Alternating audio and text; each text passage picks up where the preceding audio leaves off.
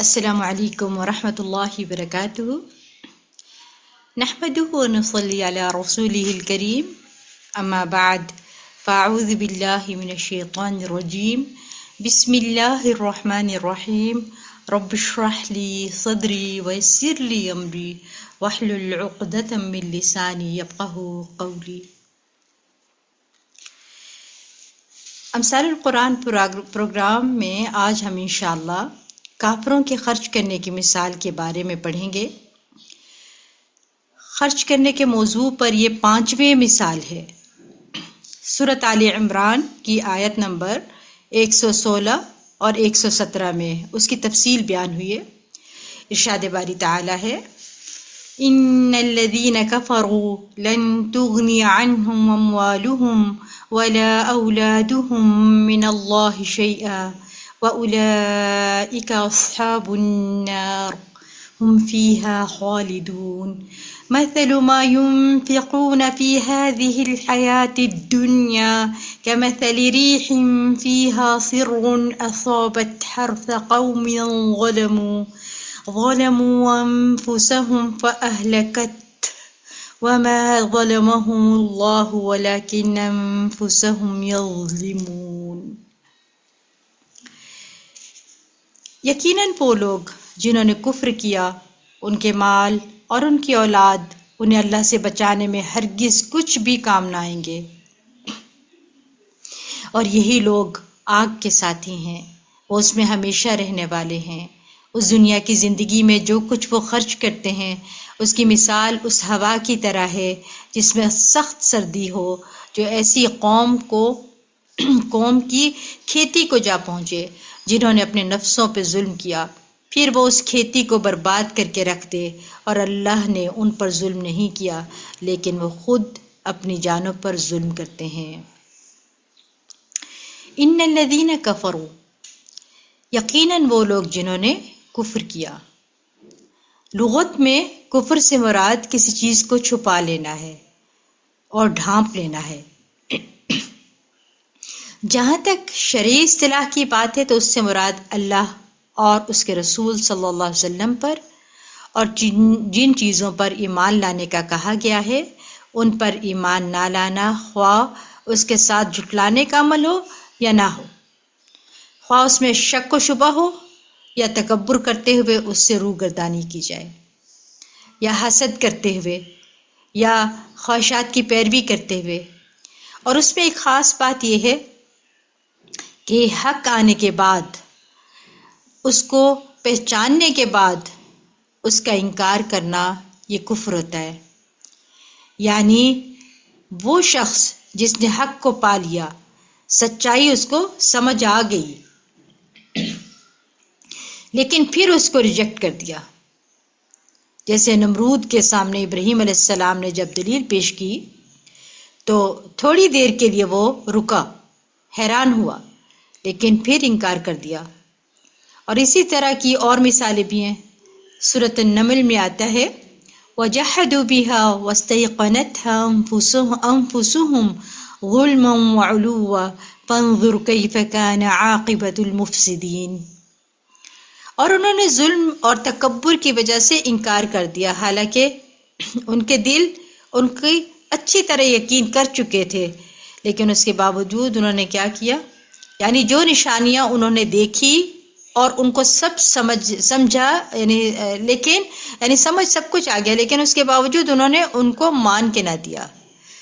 فرمایا، پس دیکھو فساد کرنے والوں کا انجام کیسے ہوا۔ عام طور پر علماء کفر کی 2 اقسام بیان کرتے ہیں، ایک کفر اکبر ہے اور ایک کفر اصغر۔ کفر اکبر وہ ہے جو انسان کو ملت سے خارج کر دیتا ہے، یعنی وہ مسلمان ملت کے اندر نہیں رہتا، اور کفر اصغر وہ ہے جو انسان کو ملت سے خارج نہیں کرتا۔ اس کی دلیل میں حضرت ابن عباس رضی اللہ عنہ کا یہ قول ہے جو اللہ تعالیٰ کے اس فرمان کے، یعنی سورۃ المائدہ کی آیت نمبر 44 کہ اس میں آتا ہے، وَمَن لَّمْ يَحْكُم بِمَا أَنزَلَ اللَّهُ فَأُولَٰئِكَ هُمُ الْكَافِرُونَ۔ جو لوگ اللہ کے حکم کے مطابق فیصلہ نہ کریں جو اس نے نازل کیا، تو یہی لوگ کافر ہیں۔ حضرت ابن عباس کہتے ہیں یہ کفر دون کفر ہے، یعنی یہ کفر اصغر ہے، یہ انسان کو ملت سے خارج نہیں کرتا، لیکن یہ بھی انکار کی ایک قسم ہے نا۔ کفر اکبر جو ملت سے انسان کو خارج کر دیتا ہے اس کی کئی اقسام ہیں، اور اس کے تحت شرک بھی ہے، شرک کی بھی ایک مثال ملتی ہے، اور شرک کی بھی بہت سی صورتیں آ جاتی ہیں۔ ان میں نمبر 1 انکار اور جھٹلانے کا کفر، جیسا کہ اوپر ذکر ہوا۔ نمبر 2 روح گردانی اور تکبر کا کفر، جیسے ابلیس کا کفر تھا، حالانکہ وہ اللہ تعالیٰ کے بارے میں اچھی طرح جانتا تھا، یقین تھا اس کو اللہ تعالیٰ کے وجود کا، اور اسی طرح ساری نشانیاں بھی وہ دیکھ چکا تھا، عبادت گزار بھی تھا، لیکن اس نے اللہ تعالیٰ کے حکم سے روح گردانی کی اور تکبر کیا اور انکار کر دیا۔ پھر اسی طرح نفاق کا کفر ہے، جیسے عبداللہ بن ابی ابن ابی سلول کا تھا، یا باقی تمام منافقین کا۔ سورۃ البقرہ آیت نمبر 8 میں آتا ہے وَمِنَ النَّاسِ مَن يَقُولُ آمَنَّا بِاللَّهِ وَبِالْيَوْمِ الْآخِرِ وَمَا هُمْ بِمُؤْمِنِينَ، تو لوگوں میں سے کچھ وہ ہیں جو کہتے ہیں ہم اللہ پر ایمان لائے اور آخرت کے دن پر، حالانکہ وہ مومن نہیں۔ پھر اسی طرح چوتھا ہے شک و شبہ کا کفر، یعنی حق کی پیروی کرنے میں پس و پیش کرنا، یا اس کو سمجھنے میں پس و پیش کرنا۔ دل میں یقین ہے کہ جو چیز پیغمبر لائے ہیں وہ بالکل برحق ہے، لیکن اس کے باوجود اس کو پوری طرح نہ ماننا۔ کفر کی دوسری قسم کفر اصغر ہے، یا عملی کفر بھی اس کو کہا جاتا ہے، اور اس میں وہ بڑے بڑے کبیرہ گناہ اور نافرمانیاں ہیں جن پر اللہ سبحانہ تعالیٰ کی طرف سے ڈانٹ آئی ہے یا دھمکی دی گئی ہے۔ یہ ایمان کے مخالف تو نہیں ہے کہ اس سے انسان کا ایمان ہی جاتا رہے اور وہ کفر میں داخل ہو جائے، لیکن یہ چیزیں ایمان کو ناقص کر دیتی ہیں، ایمان کے درجے کو کم کر دیتی ہیں۔ تو کفر اصغر جو ہے یہ کبیرہ گناہوں سے تعلق رکھتا ہے، ان کبیرہ گناہوں سے جن پر وعید آئی ہے، اللہ تعالیٰ کی طرف سے ڈانٹ آئی ہے، دھمکی آئی ہے، اور اس کا ارتکاب کرنے والا اگر توبہ نہیں کرتا تو سزا بھی بھگتے گا، لیکن جہنم میں ہمیشہ نہیں رہے گا۔ یاد رکھیے کبیرہ گناہ کا مرتکب کافر نہیں ہو جاتا اور اس کے لیے جہنم میں خلود نہیں ہے۔ ہاں، جس درجے کی اس کی غلطی ہوگی، اگر اس نے اس پر توبہ نہ کی یا اس کی توبہ قبول نہ ہوئی تو پھر اس کے اوپر اس کو سزا ملے گی۔ کفر اصغر کی کئی صورتیں ہوتی ہیں، جیسے نعمتوں کا انکار اور ان کی ناشکری کو بھی کفر سے تعبیر کیا گیا ہے نا قرآن مجید میں۔ اسی طرح مسلمان کو قتل کرنا کفر کہا گیا ہے، لیکن یہ کبیرہ گناہ ہے، یہ وہ کفر نہیں جو انسان کو ملت سے خارج کر دے، کہ اسے کہیں کہ اب تو کافر ہو گیا ہے اور اس پہ کفر کا فتویٰ لگانا شروع کر دے۔ ایسا ہوتا ہے نا، انسان اس پہ کفر کا فتویٰ لگانا شروع کر دیتا ہے۔ جیسے حدیث میں آتا ہے نا کہ سباب المسلم فسوق وقتالہ کفر، کہ مسلمان کو گالی دینا فسکار، اس کا قتال یا اس سے جنگ کرنا جو ہے وہ کیا ہے؟ کفر ہے۔ اسی طرح اپنی ولدیت بدلنے کو بھی کفر کہا گیا ہے۔ حدیث میں آتے ہیں نبی صلی اللہ علیہ وسلم نے فرمایا کسی شخص کا ایسے نسب کا دعویٰ کرنا جس کو وہ پہچانتا نہیں کفر ہے، یا اپنے نسب کا انکار کر دینا ہے۔ تو دونوں جو ہیں مختلف ہیں ایک دوسرے سے، یعنی کفر اکبر اور کفر اصغر میں فرق ہے۔ کفر اکبر جو ہے وہ اعتقادی کفر ہوتا ہے اور کفر اصغر عملی کفر ہوتا ہے۔ کفر اکبر انسان کو ملت اسلامیہ سے خارج کر دیتا ہے اور اعمال ضائع کر دیتا ہے۔ کفر اصغر انسان کو ملت سے خارج نہیں کرتا، اس کے اعمال ضائع نہیں کرتا، لیکن اس کے اجر و ثواب میں کمی واقع ہو جاتی ہے، وہ شخص اللہ کی ناراضگی کا سبب بن جاتا ہے۔ کفر اکبر کا مرتکب ہمیشہ جہنم میں رہے گا۔ کفر اصغر کا کرنے والا جو ہے اگر جہنم میں داخل ہوا تو ہمیشہ نہیں رہے گا، اس کے نبی صلی اللہ علیہ وسلم کی شفاعت سے باہر نکال لیا جائے گا. جب اللہ تعالیٰ اپنی رحمت فرمائے گا تو باہر آ جائے گا. وہ کفر اکبر خون اور مال کو جائز کر دیتا ہے، کفر اصغر خون کو جائز نہیں کرتا. ٹھیک ہے، سمجھ آ رہی ہیں یہ باتیں؟ یعنی اس کے خلاف جنگ نہیں کی جا سکتی، قتل نہیں کیا جا سکتا. کفر اکبر کا ارتکاب کرنے والوں کی ولایت منع ہے، جبکہ کفر اصغر کے ساتھ یہ پابندی نہیں. تو اس آیت میں جس کفر کا ذکر کیا گیا ہے وہ کفر اکبر ہے. کیوں؟ اس لیے کہ آیت کی اختتام پر آ رہا ہے. آپ دیکھیں کیا کیا کہا جا رہا ہے. یہاں پہ آ رہا ہے نا کہ فَأَهْلَكَتْ، یہاں پہ آپ کو سمجھ آ رہے ہیں نا کہ اس کے ہلاکت ہے، یعنی اس کے لیے. ٹھیک ہے، اس کا مطلب ہے کہ اگر کسی نے کفر اکبر کیا ہے، اللہ تعالیٰ کا ہی انکار کر دیتا ہے یا اللہ کے رسولوں کا یا ایمان کے جتنے پلرز ہیں ان میں سے کسی ایک کا، تو وہ کفر اکبر کا شکار ہو جاتا ہے. ایسی صورت میں پھر اس کے لیے نجات کی کوئی صورت نہیں. اور اگر وہ مال خرچ کرتا ہے تو اس کے مال کی یہ مثال ہے جو اس آیت میں بیان ہو رہی ہے. جہاں تک ان باتوں کو جن کا تعلق کفر اصغر سے ہے، یعنی گناہ کبیرہ جو ہیں ان کا تعلق ہے، تو اگر کوئی شخص گناہ کبیرہ کرتا ہے تو اس کے بعد کوئی نیکی کرتا ہے تو یہ نیکی اس کے گناہ کو دور کرنے کا سبب بنے گی. جیسے اگر کسی نے قتل کر دیا تو قتل کا جو کفارہ ہے اور اس کی جو دیت ہے وہ اس گناہ میں تخفیف کا سبب بنتی ہے. یعنی یہاں جو فرمایا گیا نا کہ یعنی وہ لوگ جو پکے کافر ہیں، سچ کو جانتے ہوئے، حقیقت کو جانتے ہوئے، نبی صلی اللہ علیہ وسلم کو پہچانتے ہوئے پھر انکار کر دیتے ہیں، مانتے نہیں، ملت سے خارج ہیں. تو پھر کیا فرمایا ان کو کہ لن تغنی عنہم اموالہم ولا اولادہم، یعنی ان الذین کفروا لن تغنی عنہم اموالہم ولا اولادہم من اللہ شیئا واولئک اصحاب النار هم فیہا خالدون. ان کے مال اور ان کی اولاد انہیں اللہ سے ہرگز بچا نہ سکیں گے، کچھ کام نہ آئیں گے. یعنی اللہ کے عذاب سے بچانے میں یا ثواب حاصل کرنے میں معمولی سا بھی فائدہ نہیں دیں گے. مال کو عام طور پر فدیہ دینے کے لیے استعمال کیا جاتا ہے نا، یعنی کہ انسان کی جان چھوٹ جائے، مال لے لے کوئی اور جان چھوٹ جائے. مثلا کوئی شخص کسی کو قید کر لے یا قتل کرنا چاہے تو وہ کہتا ہے مجھ سے مال لے لو اور مجھے چھوڑ دو. تو مال جو ہے مصیبت کے وقت کام آتا ہے. اسی طرح اگر والدین کو کوئی تکلیف پہنچے، وہ کہیں پکڑے جائیں، کسی مشکل میں پڑ جائیں، تو اولاد آگے آ جاتی ہے اور وہ ان کو اس مصیبت سے نکالتی ہے یا چھڑاتی ہے. لیکن اللہ کے ہاں پہنچنے کے بعد ان کفار کے مال اور اولاد ان کے کسی بھی کام نہیں آئیں گے. دنیا میں انہیں جو بھی ملا سو ملا. دنیا میں یہ چیزیں ان کے فائدے کی ہو سکتی ہیں لیکن وہ انہیں اللہ کے عذاب اور اس کے دردناک سزا سے نہ بچا سکیں گے.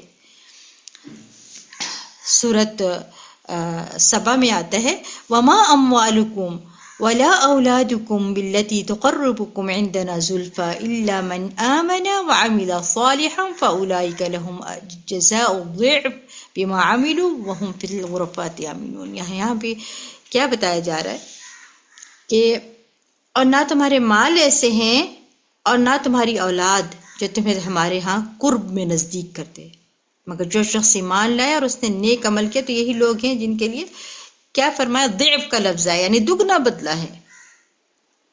یعنی ایمان کے ساتھ مال اور اولاد فائدہ دیتے ہیں کہ مال انسان اچھے کاموں میں لگاتا ہے تو اس کے لیے نجات کا ذریعہ بنتا ہے یا صدقہ جاریہ بنتا ہے.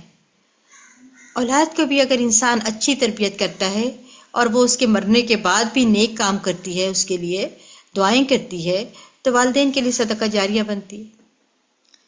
تو جزاء الضعف یعنی ہو جاتی ہے دنیا میں بھی. یہ دو چیزیں فائدہ دیتی ہیں نا، اور مرنے کے بعد بھی فائدہ دیتی ہیں.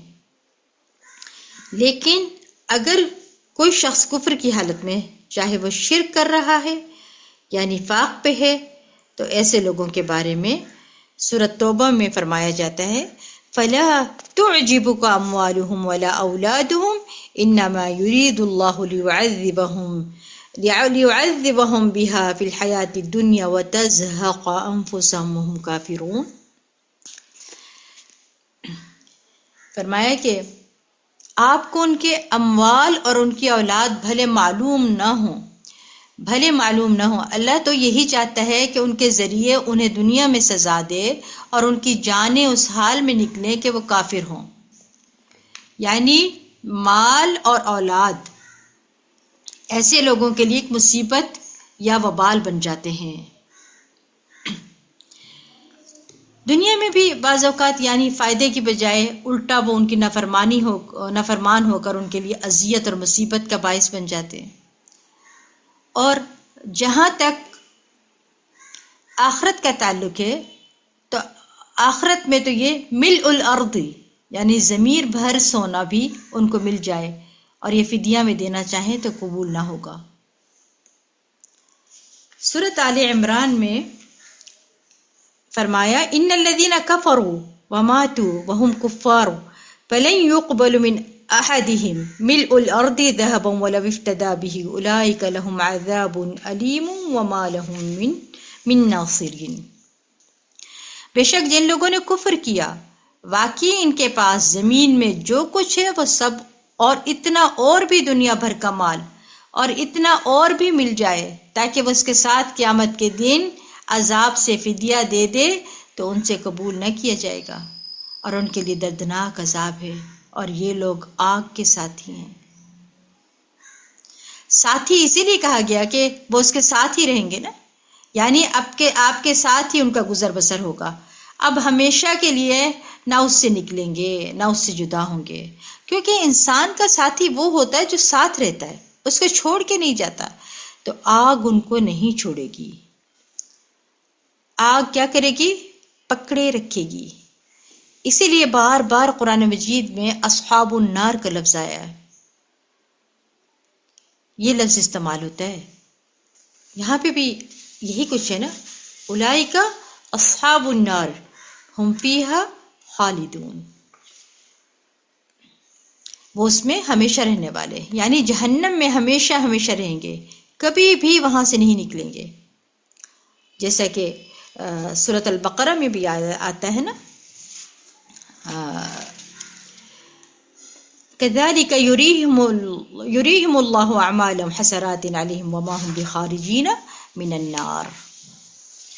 کیا سمجھ آتا ہے یہاں پہ کہ اس طرح اللہ انہیں ان کے اعمال پر حسرتیں بنا کر دکھائے گا اور وہ کسی صورت آگ سے نکلنے والے نہیں۔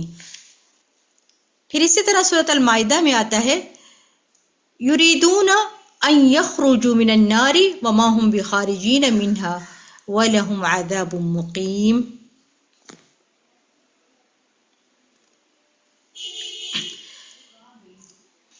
کیا فرمایا جا رہا ہے یہاں پہ؟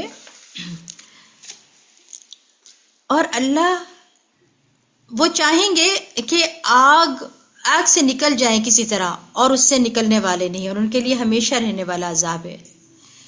تو آپ دیکھیں قرآن مجید کی متعدد آیات میں یہ بات واضح کر دی گئی ہے، جو کفر اکبر کے ساتھ جائے گا وہ ہمیشہ جہنم میں رہے گا، لیکن جب کفر اصغر والوں کے لیے یہ لفظ استعمال ہوتا ہے تو اس سے مراد ہے متعین وقت جو لمبا ہوگا، بہت بڑی سزا ہے، یہ مراد ہے جتنا بڑا گناہ اتنی ہی بڑی سزا۔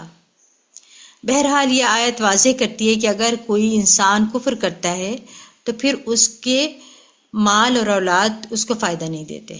ان لوگوں کی اب مثال بیان کی گئی ہے، مثال ان لوگوں کی جو اس دنیا میں اپنے مال خرچ کرتے ہیں، یعنی ان کفار کی مثال جو دنیا میں خیر کے کاموں میں خرچ کرتے ہیں، خدمت خلق میں خرچ کرتے ہیں، یا کسی بھی ترقی کے کام میں خرچ کرتے ہیں، خواہ وہ اچھے کام ہو خواہ وہ ان کی ذاتی ضرورت ہو، کہیں بھی خرچ کرتا ہو، جیسے یعنی عمومی اخراجات، جیسے اہل ایمان کی مثال پیچھے دی گئی ہے نا، کہ آتا ہے سورۃ البقرہ میں وَمِمَّا رَزَقْنَاهُمْ يُنْفِقُونَ، کہیں بھی خرچ کریں دین کے راستے میں، اپنے رشتہ داروں میں، اہل و عیال پر، جہاں بھی مومن خرچ کرے گا اس کا خرچ اس کا اجر و ثواب کا باعث ہوگا.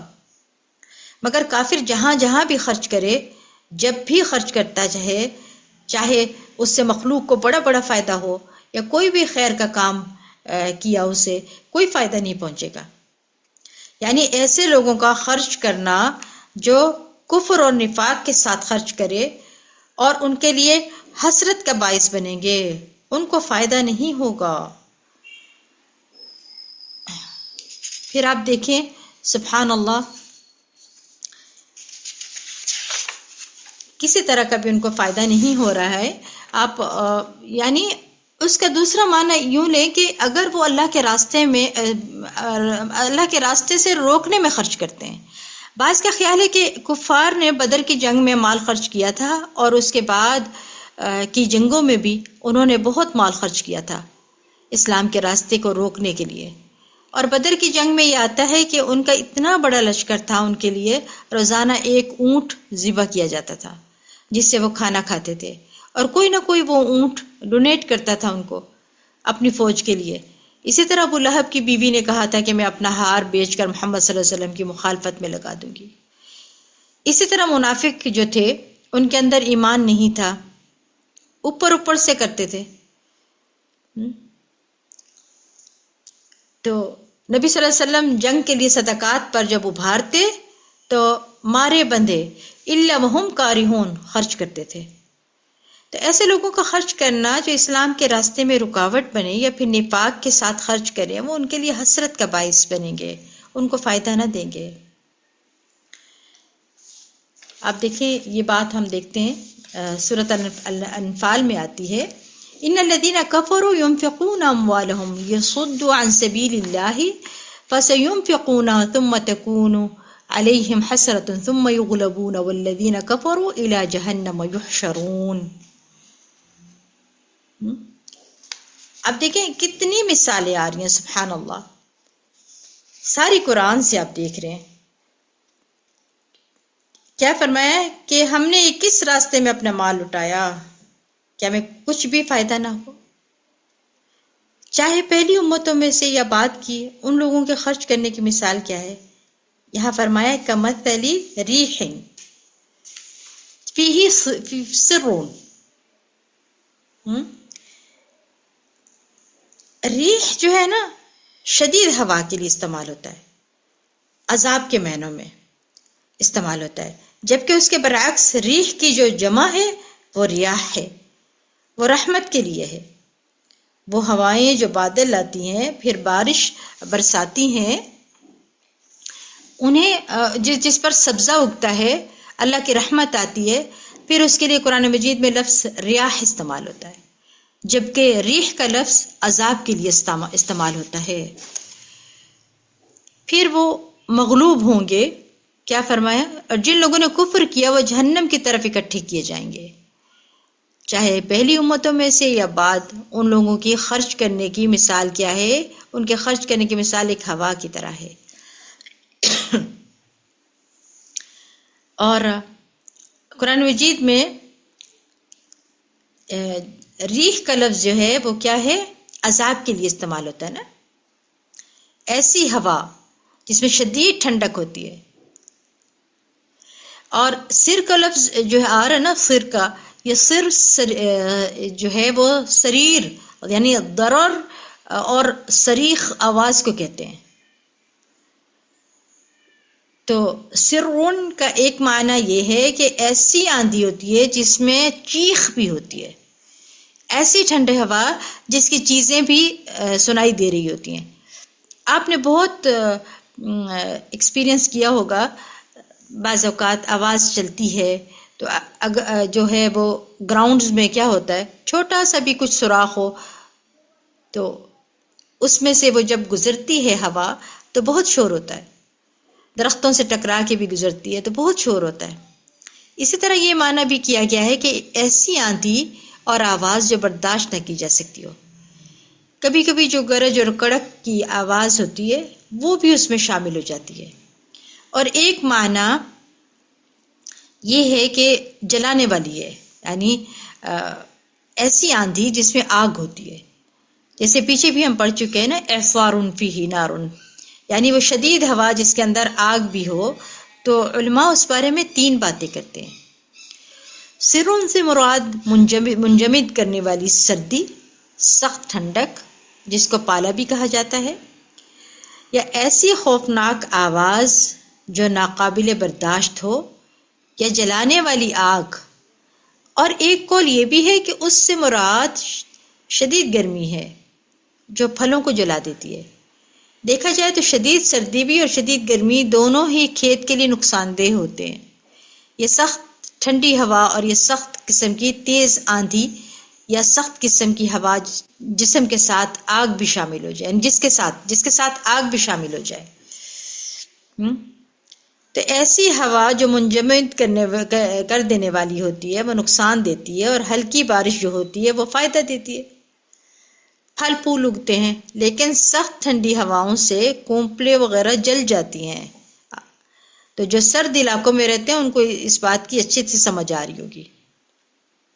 تو یہاں پر ہے وہ سر جو ہے یہ پالا یا سر ٹھنڈی ہوا جو ہے، سردی جو ہے، وہ پہنچی ایسی قوم کی کھیتی کو. حرث جو ہے مصدر ہے اور یہاں مفعول کے معنی میں ہے، یعنی کاشت کے قابل بنائی جانے والی زمین، یعنی وہ زمین جس کے اندر کچھ اگایا گیا. اور یہ کون لوگ ہیں جن کی یہ کھیتی تھی؟ کیا فرمایا؟ جنہوں نے اپنی جانوں پر ظلم کیا، کفر کر کے، یعنی ظلم کیا تھا کفر کر کے، شرک کر کے. اور یہ شرک اکبر بھی ہو سکتا ہے اور شرک اصغر بھی ہو سکتا ہے، یعنی ریاکاری بھی ہو سکتی ہے. اسی کے پیچھے آپ پڑھ چکے ہیں نا کہ ریاکاری سے، احسان جتانے سے اور اذیت دینے سے صدقات ضائع ہو جاتے ہیں. اور اس میں ایسی جگہوں پر مال خرچ کرنا بھی آتا ہے جو اللہ تعالیٰ کی اطاعت کے بغیر اللہ کی نافرمانی کے کام،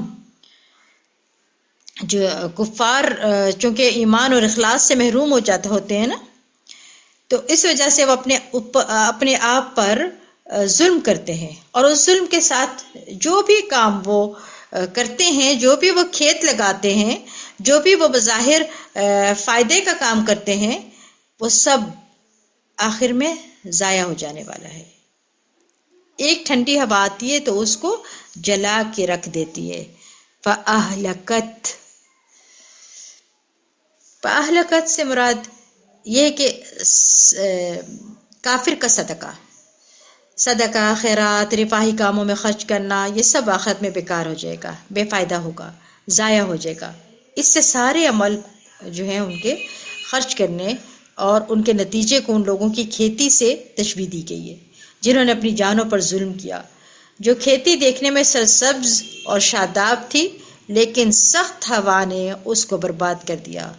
تو جب بھی انسان اخلاص کے بغیر، ایمان کے بغیر کوئی کام کرتا ہے تو اس نیک عمل کا انسان کو کوئی فائدہ نہیں پہنچتا.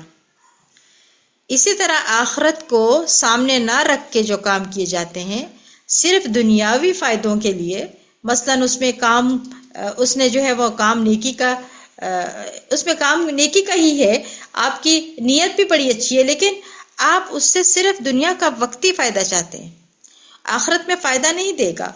آپ چاہتے ہیں صدقہ کر رہے ہیں کہ میرا یہ مسئلہ حل ہو جائے، آپ کی نیت آخرت کی ہے ہی نہیں، آپ تو بس اس لیے کر رہے ہیں کہ میرا مسئلہ حل ہو جائے.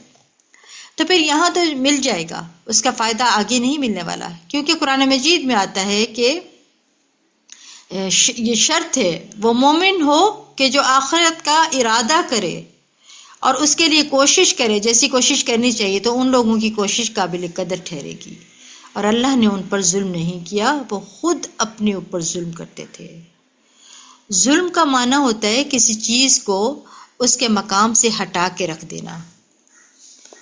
یعنی یہ وہ لوگ ہیں جنہوں نے کفر اور گناہ کر کے اپنی جانوں پر ظلم کیا. کرنا تو یہ چاہیے تھا ایمان لا کر عمل صالح کر کے اپنے آپ کو فائدہ پہنچاتے، لیکن انہوں نے ایسا نہیں کیا، لہٰذا انہوں نے اپنے اوپر ظلم کیا. اللہ نے ان پر ظلم نہیں کیا کیونکہ اللہ سبحانہ و تعالیٰ کسی پر ظلم نہیں کرتا۔ سورۃ یونس میں اللہ تعالیٰ کا فرمان ہے کہ بے شک اللہ ان لوگوں پر کچھ بھی ظلم نہیں کرتا، کچھ بھی ظلم نہیں کرتا۔ تو آپ دیکھیں ظلم پھر کون کرتا ہے خود پر؟ یہ خود کرتے ہیں نا۔ یعنی جب کوئی شخص کفر اکبر کے ساتھ جو شخص دنیا سے جائے گا وہ ہمیشہ جہنم میں رہے گا۔ اب کفر کیا اور ظلم کیا، کبھی ایسا نہیں کہ وہ اللہ تو نے بخشے اور اللہ تعالیٰ تو بخشنے والی ذات ہے نا، اور نہ یہ کہ انہیں کسی راستے کی ہدایت دے۔ ایسا نہیں ہو سکتا کہ اللہ تعالیٰ بخشے ہی نہ، ہدایت نہ دے، سوائے جہنم کے راستے کی جس میں ہمیشہ رہنے والے ہیں، ہمیشہ ہمیشہ، اور یہ اللہ پر بہت آسان ہے۔ اور جہنم کی زندگی تو آپ سب جانتے ہیں، ثم لا يموت فيها ولا يحيا، کیسی ہے یہ زندگی؟ نہ اس میں موت آئے گی اور نہ زندگی ہوگی۔ ایک اور جگہ پر آتا ہے لا يخفف، یعنی نہ عذاب کم کیا جائے گا اور نہ ہی ان کا فیصلہ کیا جائے گا کہ یہ مر ہی جائیں، کیونکہ ہم مریں گے ہی نہیں نا، یا ایسا خلود ہے ان کے اندر۔ آپ دیکھیں کہ کتنی وضاحت کے ساتھ آیات ہمیں پتہ چل رہی ہیں، سبحان اللہ۔ ایک ایک چیز اللہ تعالیٰ واضح کر کے ہمیں بیان کر رہے ہیں۔ پھر اللہ تعالیٰ کتنے خوبصورت انداز سے ہمیں یہ سمجھا رہے ہیں کہ ان برائیوں سے، ان چیزوں سے رک جائیں۔ آپ دیکھیں کسی کو بھی، کوئی بھی نیک انسان ہو، وہ جب اللہ کے راستے میں خرچ کرتا ہے اس کو کتنا زیادہ اجر ملتا ہے، اور جب ایک شخص برائی کی طرف ہی جاتا ہے اور وہ جان بوجھ کر ایسے عمل کرتا ہے تو پھر وہ کیا کرتا ہے؟ ظلم ہی کرتا ہے نا اپنے اوپر۔ آپ دیکھیں کہ جب ہم پڑھتے ہیں نا کہ اللہ کسی پر ظلم نہیں کرتا، کتنی خوشی ہوتی ہے کہ جو بھی انسان کے ساتھ کوئی تکلیف دہ معاملہ ہوتا ہے یا کوئی بھی مسئلہ آتا ہے، اس کو اللہ تعالیٰ کسی بندے پہ ظلم نہیں کرتا، اس کے پیچھے کوئی اور ہی وجہ ہوتی ہے۔ ہاں، بندے اپنی جانوں پر ظلم کرنے والے ہیں۔ پھر فرمایا اور اپنے آپ پر ظلم کرتے ہیں، اور ظلم کی اقسام میں سے سب سے سخت ظلم کیا ہے؟ کہ انسان اپنے آپ کو آخرت میں نقصان میں مبتلا کر لے، اپنی آخرت برباد کر لے، اپنی آخرت ضائع کرتے ہیں۔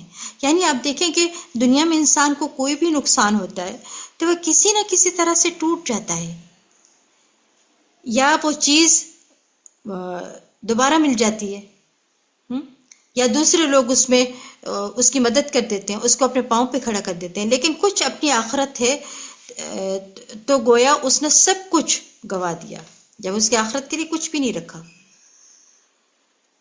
اور کافر جو ہے وہ مرنے کے بعد اس کا جو ہے وہ زندگی شروع ہوگی جو کہ عذاب کی، جس میں موت ہی نہیں ہوگی۔ یعنی مرنے کے بعد دنیا میں اس نے جو نیکی کی ہوتی ہے اس کا کچھ نہ کچھ فائدہ اس کو دنیا میں مل جاتا ہے، لیکن آخرت کے نام کچھ بھی نہیں ملنے والا اس کو۔ دنیا میں اگر ایک مومن کے اوپر کوئی تبلیغ آتی ہے تو وہ صبر کرتا ہے، اس کا بھی اس کو اجر ملتا ہے، اور وہ جو نقصان اس کا ہوتا ہے وہ بھی آخرت میں کمپنسیٹ ہو جاتا ہے۔ مثلا اگر کوئی دنیا میں فقر و فاقہ میں رہا، اس کے بعد جنت میں چلا گیا تو موت نے ساری مصیبتوں کا خاتمہ کر دیا۔ لیکن ایک کافر انتہائی خوشحال ہے، انتہائی خوشحال ہے، اس کو کبھی کوئی تکلیف ہی نہیں آئی، لیکن جو ہی مرتا ہے موت کے بعد اس کا حساب شروع ہو جاتا ہے، نقصان شروع ہو جاتا ہے۔ حضرت علی رضی اللہ عنہ کہا کرتے تھے اصل دولت مندی اور محتاجگی اللہ کی بارگاہ میں پیش ہونے کے بعد ہے۔ کون امیر ہے کون فقیر ہے وہ کل پتہ چلے گا۔ یعنی موت آنے پر دنیا کی مصیبتوں کا خاتمہ ہو جاتا ہے، لیکن کفر اور نافرمانی اور گناہ کے بوجھ اور سزائیں موت کے وقت ہی شروع ہو جاتی ہیں، اور موت کے بعد تو پھر وہ جاری ہی رہتی ہیں۔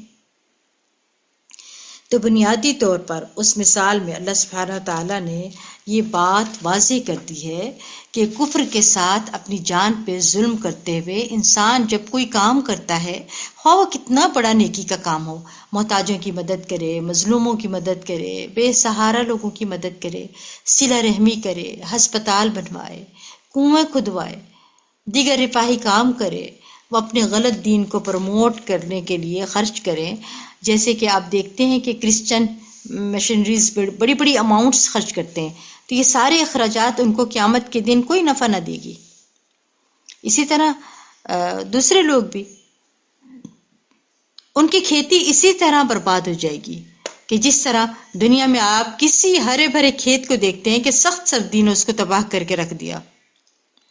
یعنی کفار کے نفقات اور اخراجات اس باغ کی طرح ہیں جس کو پالا تباہ کر دیتا ہے، اس ہوا کی طرح جس میں پالا ہو اور وہ اس کھیتی کو تباہ کر دے. یعنی مثال کو سمجھنے کی کوشش کریں کہ اللہ تعالیٰ فرما کیا رہے ہیں یہاں پہ. کفار کے صدقہ خیرات باغ اور کھیت کی طرح ہے. اس چیز کو کس سے تشبیہ دی گئی؟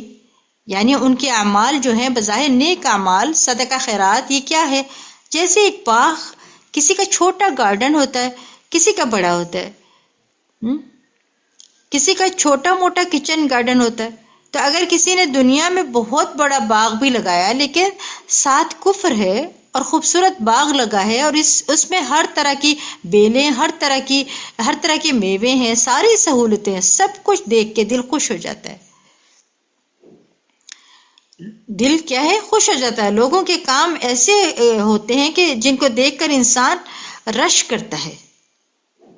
یعنی کفار کے ایسے لوگوں کے دیکھ دیکھ کے بندہ حیران رہ جاتا ہے اور رش کرتا ہے کہ کیا زندگی ہے، انہوں نے کیا کیا نہیں کیا انسانیت کی خدمت کے لیے، اور کہاں کہاں تک نہیں پہنچے، کیسے کیسے باغ نہیں لگائے.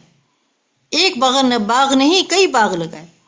لیکن ہوا کیا کہ جس طرح پالا کھیتی کو برباد کرتا ہے، اسی طرح ان کا کفر ان کے صدقے و خیرات کو تباہ کر دے گا، تباہ و برباد اور عقارت کر دیتا ہے.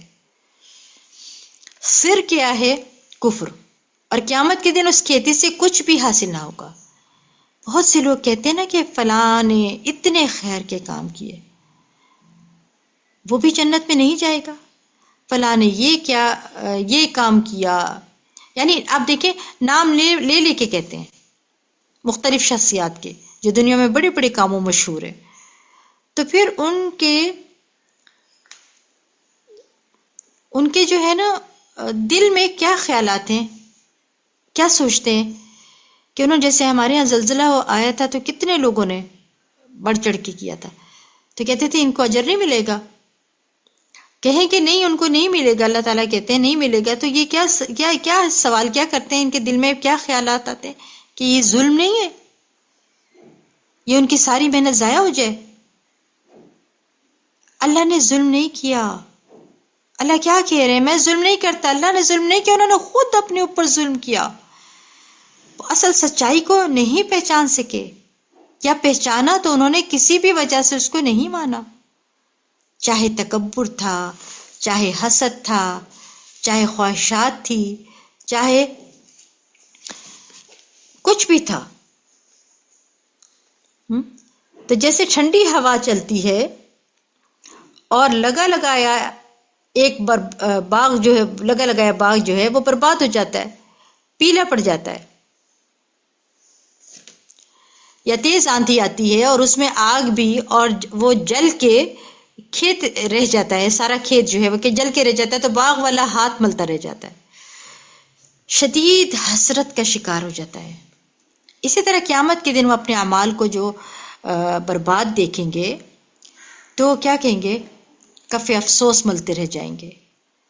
تو جس طرح یہ حسرت کا شکار ہو جاتا ہے، اسی طرح قیامت کے دن وہ اپنے اعمال کو جو برباد دیکھیں گے تو ان کا حال ہی برا ہو جائے گا. جس طرح آندھی اور یہ سخت ٹھنڈک کھیتوں کو برباد کرتی ہے، اسی طرح کفر اعمال کو تباہ و برباد کر دیتا ہے. اور کفر کے ساتھ انسان اپنی محنت اور اپنے اعمال سے کوئی فائدہ نہیں اٹھا سکتا. بیسیکلی اس مثال کے دو رخ ہیں، دو جہتیں ہیں. ایک تو یہ کہ یہ ان کے بارے میں بیان ہوئی ہے جو خیر کے کاموں میں خرچ کرتے ہیں، اور دوسرا یہ کہ مثال عام ہے، مثال جو ہے یہ عام ہے، یعنی جو بھی خرچ کرتے ہیں خیر کے کاموں میں، یا اللہ کے راستے سے روکنے میں، یا اللہ کے دوستوں سے دشمنی رکھنے میں، عمومی اخراجات ہیں سب کے سب اس میں آ جاتے ہیں۔ اصل میں انسان کو صرف یہ نہیں سوچنا چاہیے کہ جو کام میں کر رہا ہوں یہ کام اچھا ہے، کوئی فرق نہیں پڑتا کہ میں اللہ کی خاطر کر رہا ہوں یا نہیں کر رہا ہوں، کر تو اچھا کام رہا ہوں۔ بات یہ کہ جب تک یہ اخلاص نہیں آتا تو کوئی بھی نیکی یا کوئی بھی اچھا کام آپ کو حقیقت میں فائدہ نہیں دیتا۔ اکثر آپ جب لوگوں کو کہتے ہیں کہ آپ نیت ارادہ کریں اللہ کے چہرے کی خاطر، تو کہہ رہے ہیں ہم نماز پھر پڑھ کیوں رہے ہیں،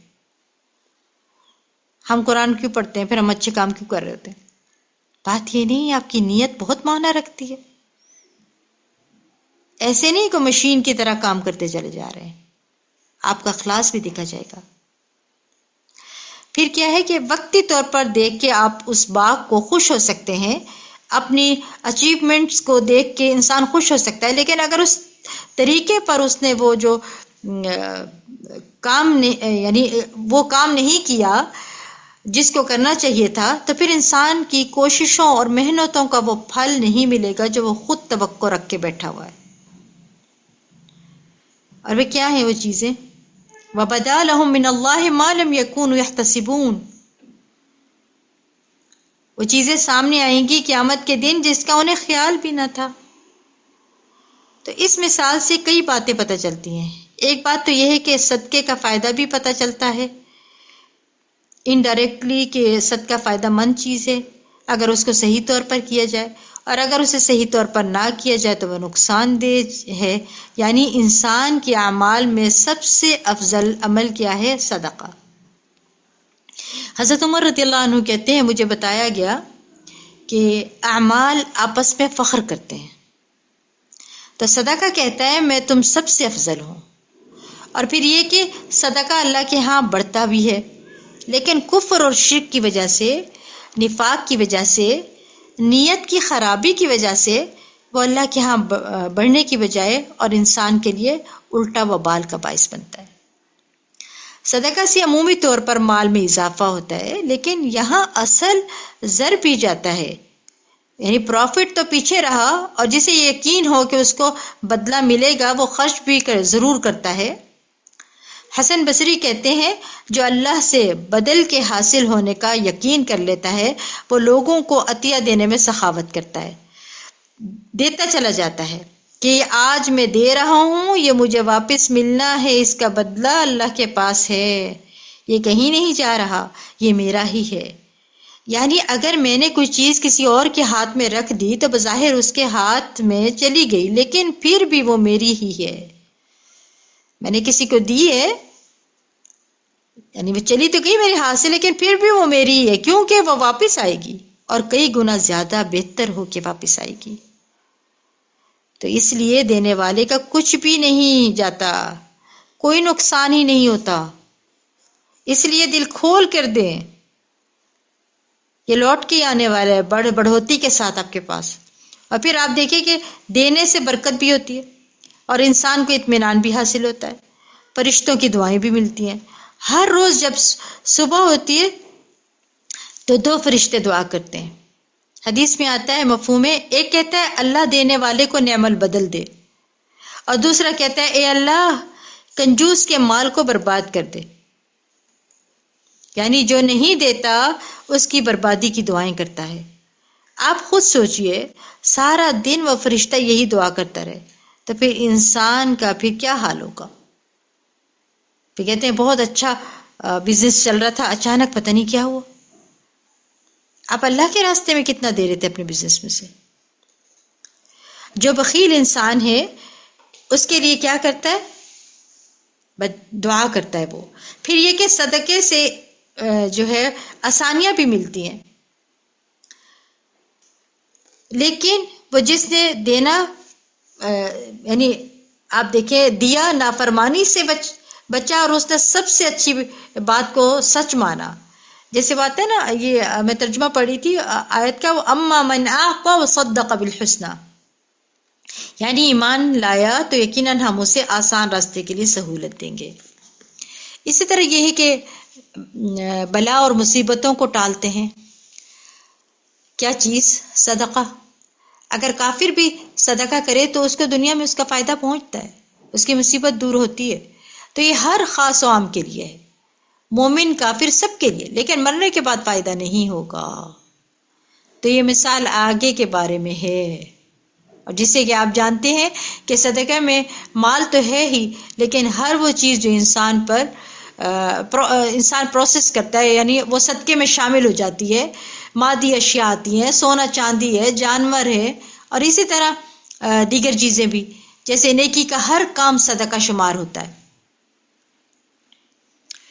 اور آپ دیکھیں قول معروف یعنی اچھی بات صدقہ ہے، کسی کی مدد کرنا صدقہ ہے، مسکرانا صدقہ ہے، نیکی کا حکم دینا صدقہ، برائی سے روکنا صدقہ، بھولے بھٹکے کو کوئی راستہ بتانا صدقہ، نابینا کے ساتھ چلنا صدقہ، راستے سے پتھر ہٹانا، ہڈی ہٹانا صدقہ، اپنے ڈول سے دوسرے کے ڈول میں پانی ڈال دینا بھی صدقہ۔ یہ ساری نیکیاں ہیں۔ آپ گھر میں کوئی پانی مانگ رہا، بھاگ بھاگ کے دیا کریں، پانی کا اتنا زیادہ اجر ہے صدقے کا۔ اور آپ دیکھیں کہ ساری نیکیاں ہر طرح کی کمیونٹی کے لوگ کر رہے ہوتے ہیں، مسلم، کافر، نان مسلم، سب کے سب کرتے ہیں۔ تو یہ نیکیاں صرف ایمان کے ساتھ ہی فائدہ مند ہوں گی، یعنی یہ صدقات ایمان کے ساتھ فائدہ مند ہے۔ اسی طرح اگر آپ کسی کو سلام کرتے ہیں، پانی کا ایک گھونٹ بھی پلاتے ہیں، نبی صلی اللہ علیہ وسلم نے فرمایا کسی کو بھی صدقہ یعنی ہر روز یعنی آپ صدقہ دیتے ہیں تو وہ کیا ہے، جیسے ہم پڑھتے ہیں نا کہ یہ آپ اشراق کے نفل، اس کے بارے میں کیا فرمایا آپ نے؟ وہ صدقہ ہے نا ہر جوڑ کا، یعنی ہر روز ہمارے جسم کے ہر جوڑ پر صدقہ واجب ہو جاتا ہے۔ تو چھوٹے چھوٹے نیکی کے کام جو ہم دوسروں کی خدمت کے کرتے ہیں وہ سب کا بھی شمار ہے اس میں۔ اسی طرح معمولی نیکی بھی جو ہم کسی کے ساتھ کرتے ہیں وہ صدقہ شمار ہو جاتی ہے۔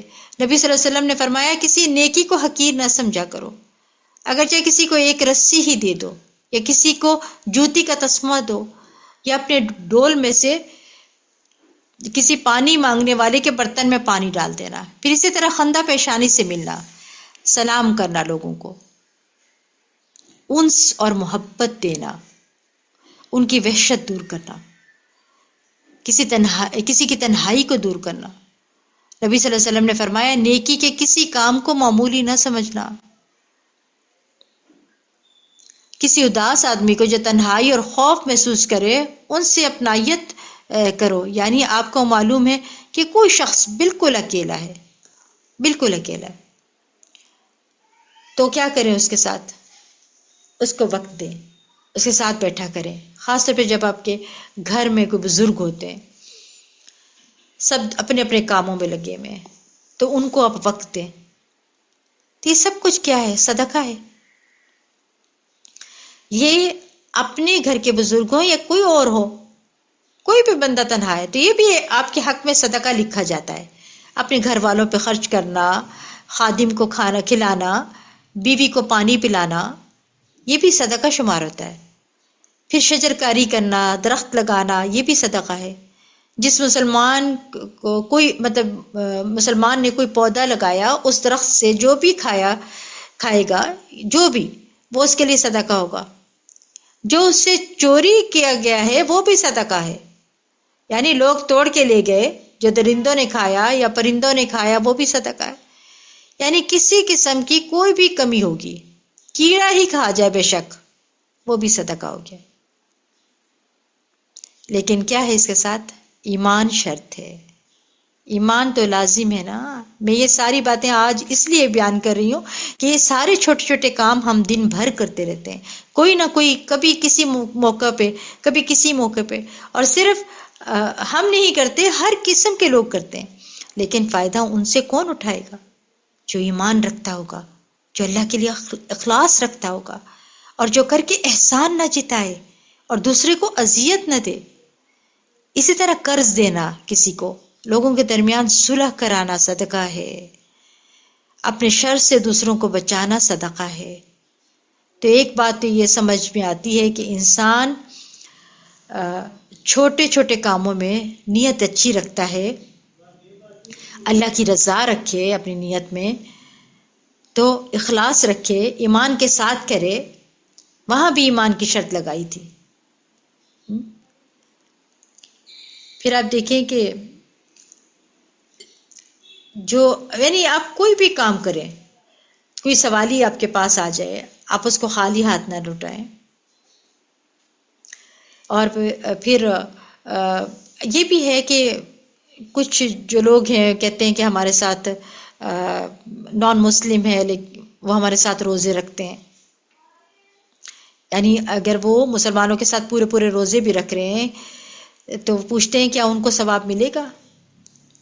تو یہ آیت واضح طور پر بتاتی ہے ثواب نہیں ملے گا. ان کو دنیاوی بینیفٹ ہو جائے گا کہ کوئی فاسٹنگ کے بینیفٹس بھی ہیں فزیکل فٹنس کے لیے، اور بیماریوں کے دور کرنے کے کئی ایک طبی فوائد بتائے جاتے ہیں، وہ مل جائیں گے ان کو. یہاں ایک ہم آہنگی ہو جائے گی، لیکن آخرت کا فائدہ صرف اس کے لیے جو آخرت پر ایمان رکھتا ہو، ایمان اور ثواب کی نیت سے روزے رکھے. صرف عادتیں نہیں رکھنے. دوسری بڑی بات یہ ہے کہ کفر کے ساتھ یہ ساری نیکیاں کچھ بھی فائدہ نہ دے گی. نماز فائدہ نہ دے گی، نہ اولاد دے گی، کوئی بھی فائدہ نہیں دے گا. نہ انسان کی چھوٹے چھوٹے نیکی کے کام جو صدقہ ہیں، کوئی عمل ان سے قبول ہی کیا ہی نہیں جائے گا. ان کے اعمال کو دھول بنا کے اڑا دیا جائے گا.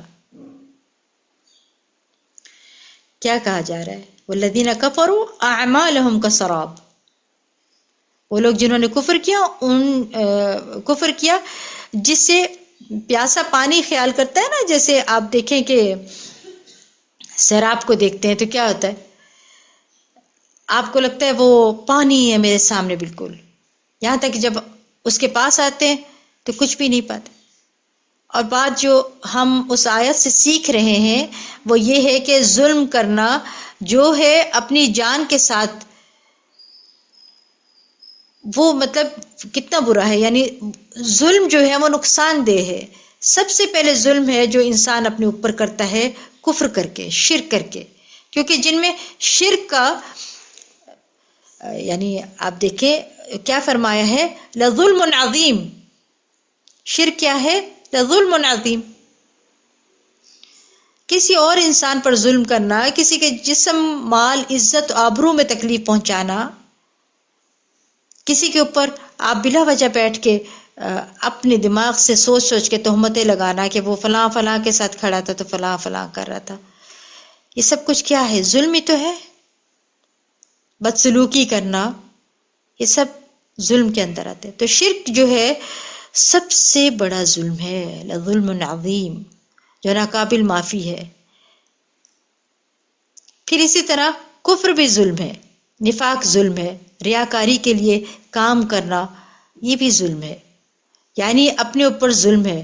پھر اسی طرح نبی صلی اللہ علیہ وسلم کے طریقے سے آگے بڑھنا، اس کو بھی ظلم قرار دیا گیا ہے. یہ کیا ہوتا ہے؟ بدعت کا کام کرنا. آپ صلی اللہ علیہ وسلم نے نہیں کیا تو جب آپ کسی کو سمجھائیں تو کیا کہتے ہیں؟ ہم نیکی کے ہی تو کر رہے ہیں کام، ہم کون سا کچھ برا کر رہے ہیں. لیکن کیا ہے؟ یہ ظلم ہے. ایک دیہاتی نے نبی صلی اللہ علیہ وسلم سے وضو کے بارے میں پوچھا تو آپ نے اسے تین مرتبہ جو ہے اعضاء کو یعنی دھونے کے لیے فرمایا، بلکہ خود دھو کر دکھائے. فرمایا وضو ہے، جو شخص اس میں اضافہ کرے وہ برا کرتا ہے اور حد سے تجاوز کر کے ظلم کرتا ہے. یعنی ہم عام طور پر کسی کو ایک تھپڑ لگانا ظلم شمار کرتے ہیں، لیکن وضو میں 4 دفعہ بازو دھونا جو ہے وہ ظلم نہیں سمجھتے. آپ صلی اللہ علیہ وسلم فرماتے ہیں کہ کچھ بھی مطلب 3 دفعہ ہے نا، اس سے بڑھ کر اگر آپ کریں گے تو یہ ظلم کریں گے اپنے اوپر. تو یاد رکھیں کہ اس کو ہم ظلم نہیں سمجھتے، یہ بھی ظلم ہے، قطع رحمی ظلم ہے. اگر ایک سے زائد بیوی ہو، انصاف نہ کرے تو وہ بھی ظلم ہے. بچوں میں عدل نہ کرنا وہ بھی ظلم ہے. کام کروا کے اجرت نہ دینا یعنی مزدور رکھ کے اس کو مزدوری کا بدلہ نہ دینا یہ بھی ظلم ہے. میڈ کو گھر میں رکھا ہوا ہے، جتنی تنخواہ اس سے مقرر کی ہوئی ہے اس تنخواہ کے اس کو کہتے ہیں کہ آپ برتن دھوئیں، صفائی کریں، یہ کام کریں، بس یہ آپ کی تنخواہ ہے. اس کے بعد آپ اس سے سارے کام اور کروا رہے ہیں، گاڑیاں بھی دھلوا رہے ہیں، اور آپ جو ہے وہ اپنے جو ہے سٹور بھی ٹھیک کروا رہے ہیں، سارے کام کروا رہے ہیں. تو یہ کیا ہے؟ اس کو اس کا بدلہ نہیں دے رہے. یہ ظلم نہیں ہے؟ ان چیزوں کو کبھی ظلم ہی نہیں سمجھتے. یاد رکھیے یہ بھی ظلم ہے. آپ کو اس کا حق دینا ہے، مزدوری دینی ضروری ہے. آپ اس کو کہتے ہیں جاتے جاتے میرا تھوڑا سا یہ آٹا ہی گوندھ دو، تب بھی آپ کو اس کو دینا ہے. اور پھر کسی کا مال ہتھیا لینا، جیسے یتیموں کا مال ہڑپ کر جانا. جو لوگ ظلم سے یتیموں کا مال ہڑپ کر جاتے ہیں، اللہ تعالیٰ قرآن پاک میں فرماتے ہیں وہ حقیقت میں اپنے پیٹ میں آگ بھرتے ہیں، ان قریب وہ جہنم میں داخل ہوں گے. اس سے آتا ہے نا فی بطونہم نار، ان کے پیٹوں میں آگ ہے. اسی طرح بعض اوقات لوگ جانوروں پر ظلم کرتے ہیں. ایک عورت کو بلی کی وجہ سے عذاب دیا گیا تھا، جس نے اس کو باندھ کے مار دیا، کھانے کو کچھ نہیں دیا. پھر اسی طرح یہ ہے کہ چھوٹی چھوٹی چیزیں بھی ظلم ہوتی ہیں، مثلا کسی کی جگہ پہ بیٹھ جانا. ہم اس کو ظلم نہیں سمجھتے. کوئی اپنی جگہ سے ابھی کہیں فنکشن پہ گئے میں کسی بھی جگہ ہیں گھر اب گئے میں، اب وہ خاتون کسی وجہ سے اٹھی اور آپ فٹافٹ اس کی جگہ بیٹھ جاتے ہیں، وہ مڑ کے دیکھتی ہیں جگہ ہی نہیں ہے. آپ کو لگتا ہے تو کیا ہو گیا، وہ اٹھی ہے تو میں بیٹھ گئی ہوں؟ نہیں، یہ ظلم ہے. نبی پاک صلی اللہ علیہ وسلم نے فرمایا کوئی شخص کسی دوسرے شخص کو اس کے بیٹھنے کی جگہ سے نہ اٹھائے کہ خود وہاں بیٹھ جائے. تو اٹھو تم یہاں سے، کہہ رہے ہوتے ہیں نا، بچوں کو کہہ رہے ہوتے ہیں، کوئی بچہ بیٹھا اٹھو تم یہاں سے، میں نے بیٹھنا ہے. میڈ کو کام والی کو جو آپ کی ہوتی ہے میڈ ہوتی ہے اس کو بھی کہتے ہیں اٹھ جاؤ اٹھ جاؤ، اس جگہ سے اٹھ جاؤ، کسی اور نے بیٹھنا ہے. کیوں بھائی؟ یہ سب کیا ہے؟ ظلم ہے. کسی چیز کو اسی جگہ سے ہٹا کے کہیں اور رکھ دینا، یعنی جس کا حق تھا اس سیٹ کے اوپر اس کو وہاں سے ہٹا دیا اور خود براجمان ہو گئے. جس طرح راستے روکنا، راستوں میں بیٹھنا، پھر اسی طرح مل کے جب کھانا کھا رہے ہو تو دوسرے کی اجازت کے بعد دگنا کھانا، یعنی اس کے اجازت بھی نہیں لی اس کے بغیر ہی دگنا کھانا کھائے جانا، جلدی جلدی کھا جانا، یا پھر اپنی پلیٹ میں زیادہ نکال لینا. یہ سب ظلم ہے. ظلم کا دنیا میں بھی نقصان ہوتا ہے، آخرت میں بھی نقصان ہوتا ہے. ظلم سے انسان ہدایت سے محروم ہو جاتا ہے، اللہ کی محبت سے محروم ہو جاتا ہے. کیوں؟ کیونکہ اللہ تعالیٰ کے بارے میں واللہ لا يحب الظالمین، اللہ ظالم لوگوں سے محبت نہیں کرتا. ظلم کی وجہ سے انسان ناکام ہو جاتا ہے، فلاح نہیں پاتا. پھر ظالموں کے ساتھ اللہ کا کوئی وعدہ نہیں ہے، تو ظالم کی اچانک پکڑ ہوتی ہے. قیامت کے دن ناکام و نامراد ہوگا. ظلم کے نتیجے میں نیکیاں کام نہیں آئیں گی، کیونکہ جن پہ ظلم کیا ہوگا وہ سارے لے جائیں گے. ظلم کیا ہے؟ دردناک عذاب کا سبب ہے. جنت میں داخلے سے پہلے ظلموں کو قصاص لیا جائے گا. رسول اللہ صلی اللہ علیہ وسلم نے فرمایا جب مومنوں کو دوزخ سے نجات مل جائے گی تو انہیں ایک پل پر جو جنت اور دوزخ کے درمیان ہوگا روک لیا جائے گا. وہاں ان کے مظالم کا بدلہ دیا جائے گا جو وہ دنیا میں ایک دوسرے پہ کرتے تھے. پل صراط پار کرائیں گے. جنت میں داخلے سے پہلے کیا ہوگا؟ کہا جائے گا ذرا اپنی نیکیاں دینا ان کو جن کے اوپر ظلم کیا تھا. دنیا میں جب وہ پاک صاف کیے جائیں گے، مہذب بنا دیے جائیں گے، تو انہیں جنت میں داخلے کی اجازت دی جائے گی. ایسے نہیں جانے دیں گے. تو کرنے کا کام کیا ہے؟ کرنے کا کام یہ ہے کہ انسان کفر کی حقیقت کو اچھی طرح سمجھے اور اس کی ہر شکل سے بچنے کی پوری کوشش کریں، خصوصاً کفر اکبر. یعنی جس میں اللہ سبحانہ تعالیٰ یا اس کے رسولوں یا فرشتوں یا آخرت یا تقدیر پر، یعنی ان چیزوں میں سے کسی کا انکار یا ان میں سے کسی کا شک کسی چیز کے اوپر، یا ان کے بارے میں کوئی ایسی بات کہنا کہ جو ان کے شان کے خلاف ہو، تو انسان کو کفر سے بچنا چاہیے، شرک سے بچنا چاہیے. اور بچ انسان تبھی سکتا ہے جب انسان کو پتہ ہو کہ کیا کیا چیزیں شرک میں آتی ہیں اور ان کو بھی چھوڑ دے. نفاق سے بھی بچنا چاہیے کیونکہ وہ بھی کفر کی ایک قسم ہو جاتی ہے. اور پھر بعض اوقات آپ یہ کہتے ہیں کہ ہم کام تو وہ کرتے ہیں جو کوئی کفر کرنے والا کرتا ہے، اور پھر بعض کہتے ہیں الحمدللہ میں تو مسلمان ہوں. کام کرتے ہیں کافروں والے اور کہتے ہیں الحمدللہ میں تو مسلمان ہوں، میں تو لا الہ الا اللہ پڑھتی ہوں. ٹھیک ہے آپ پڑھتے ہیں، لیکن پھر بھی احتیاط کی ضرورت ہے کہ کوئی ایسی بات منہ سے نہ نکلے جو آپ کو کفر میں داخل کر دے.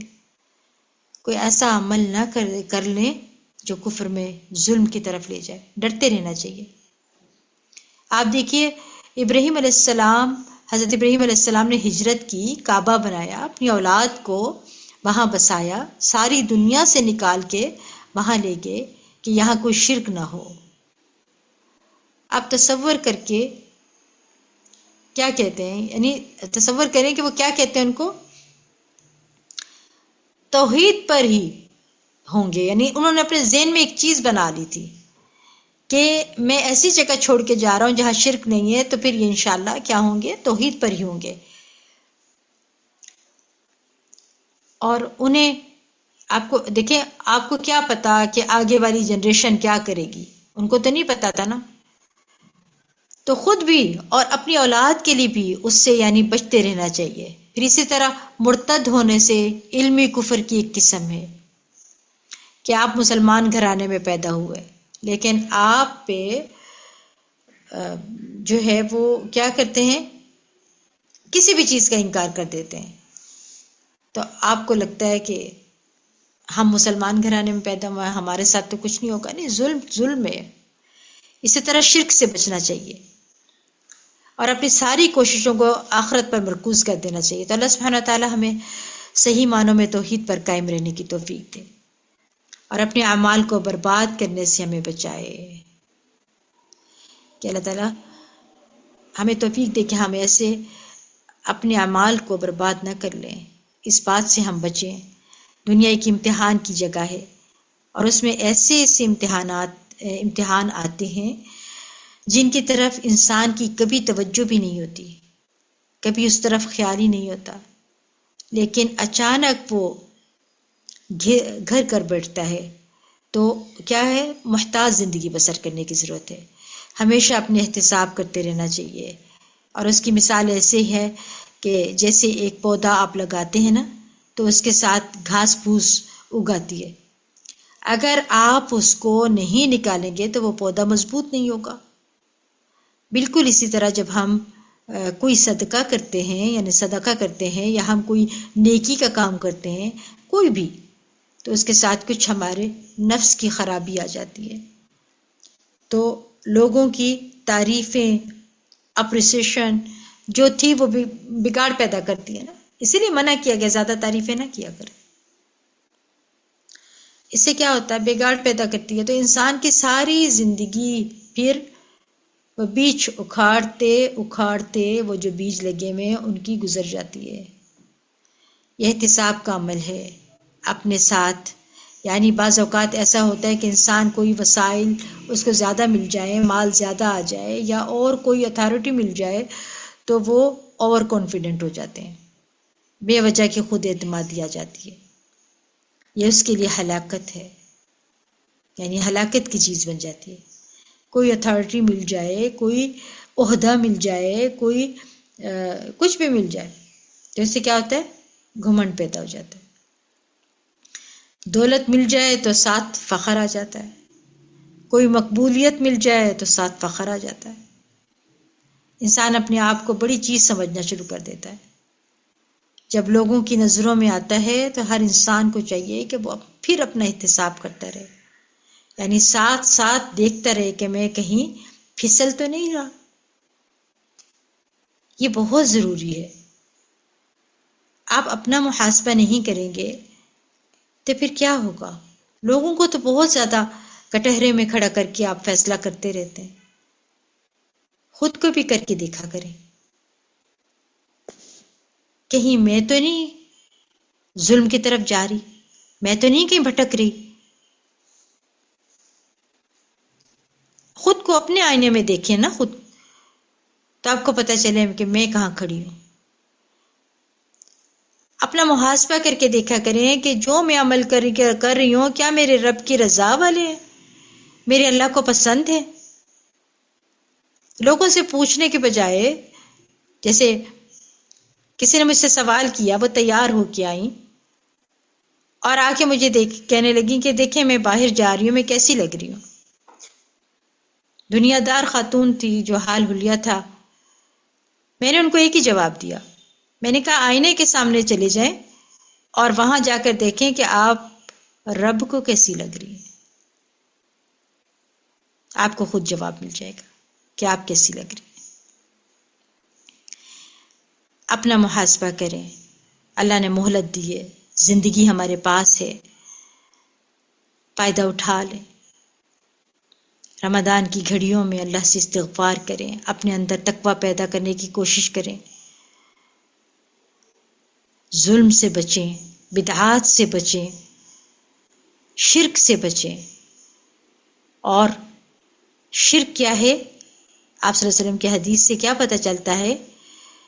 شرک اصغر جس کو آپ کہہ لیں، وہ کیا ہے؟ ریاکاری. لوگوں کو دکھانے کے لیے سارے کام کرتے ہیں. خرچ کرتے ہیں تو لوگوں کو دکھانے کے لیے، کہیں بیان کرنے جاتے ہیں تو لوگوں کو دکھانے کے لیے، واہ واہ سننے کے لیے، تعریفوں کے لیے. کوئی کام ہے جو ہم اللہ کے لیے کرتے ہیں؟ خود کا خیال رکھیں. آج آپ خیال نہیں رکھیں گے تو کل کو آپ کے پیچھے کون کرے گا؟ کہاں سے آئے گا آپ کو خیر؟ کہاں سے آئے گی؟ آج آپ کے پاس سانسیں ہیں، اس سے فائدہ اٹھا لیں. اللہ کی طرف، توحید کی طرف، شرک اور بدعات سے بچتے ہوئے ہدایت کی طرف دوڑ لگا دیں کہ لبیک لبیک اللہم لبیک، اللہ میں حاضر، میں آ گئی تیرے پاس، تو نے ہدایت دینی ہے. خود کو پھسلنے سے بچائیں. تو اللہ تعالیٰ سے دعا ہے کہ اللہ تعالیٰ ہمیں ہر طرح کے ایسے کاموں سے بچائیں جو اس کی ناراضگی کے سبب بنے. وَلَا أُشْرِكُ بِعِبَادَةِ رَبِّهِ أَحَدًا. اللہ سے دعائیں کریں، گڑ گڑائیں رب کے سامنے. اللہ تعالیٰ سننے والا ہے، وہ قبول کرنے والا ہے. ربنا ظلمنا انفسنا وان لم تغفر لنا وترحمنا لنكونن من الخاسرين. اللهم اني اعوذ بك من الكفر والفقر واعوذ بك من عذاب القبر لا اله الا انت. اللهم إني أعوذ بك من الفقر والقلة والذلة وأعوذ بك من أن أظلم أو أظلم. ربنا ظلمنا أنفسنا وإن لم تغفر لنا وترحمنا لنكونن من الخاسرين. اللهم إني أعوذ بك من الكفر والفقر وأعوذ بك من عذاب القبر لا إله إلا أنت. اللهم أنت ربي لا إله إلا أنت. خلقتني وأنا عبدك وأنا على عهدك ووعدك ما استطعت به وأعوذ بك من شر ما صنعت. أبوء لك بنعمتك علي وأبوء بذنبي فاغفر لي فإنه لا يغفر الذنوب إلا أنت. اللهم أنت ربي وأنا عبدك ظلمت نفسي واعترفت بذنبي. يا ربي فاغفر لي ذنبي إنك أنت ربي إنه لا يغفر الذنب إلا أنت اللهم إني ظلمت نفسي ظلما كثيرا ولا يغفر الذنوب إلا أنت. یا اللہ ہم نے اپنی زندگی میں اپنی جانوں پر بہت ظلم کیے، یا رب العالمین تو ہم سب پر اپنی رحمت فرما. ربنا هب لنا من ازواجنا وذرياتنا قرة اعین وجعلنا للمتقین اماما. یا اللہ تو ہمیں ہدایت عطا فرما. یا رب العالمین ہم نے اپنی زندگی میں اپنی جانوں پر جو بھی کوئی ظلم کیا ہے، چھوٹا کیا یا بڑا کیا، یا رب تو ہمیں معاف کر دے. اللہ تعالی ہمیں کفر سے، شرک سے، نفاق سے، فسق سے، ہر طرح کی نافرمانی سے، کبیرہ گناہ، صغیرہ گناہوں سے ہماری حفاظت فرما. اور جو غلطیاں اور گناہ ہم کر چکے ہیں وہ ہمیں معاف کر دے. اور جو بھی کام ہم کریں، چاہے تیرے راستے میں خرچ کریں، تیری عبادت کریں، تیری رضا کا کوئی بھی کام کریں، یا اللہ مرتے دم تک ہماری نیتوں کو خالص رکھنا. یا رب العالمین تو ہم سے راضی ہو جانا، ہم سے درگزر فرما دینا. یا اللہ تو ہمارے حال پہ رحم فرما دینا. یا اللہ تو صراط المستقیم پر چلا. یا اللہ یہاں سے ہم جو کچھ سیکھتے ہیں اس پہ عمل بنا دے. یا رب تو ہمیں، ہماری اولادوں اور ہمارے سب عزیزوں و اقارب کو ہدایت عطا فرما. آمین یا رب العالمین. وآخر دعوانا ان الحمد للہ رب العالمین. سبحانک اللہم وبحمدک اشہد ان لا الہ الا انت استغفرک واتوب الیک. السلام علیکم ورحمۃ اللہ وبرکاتہ.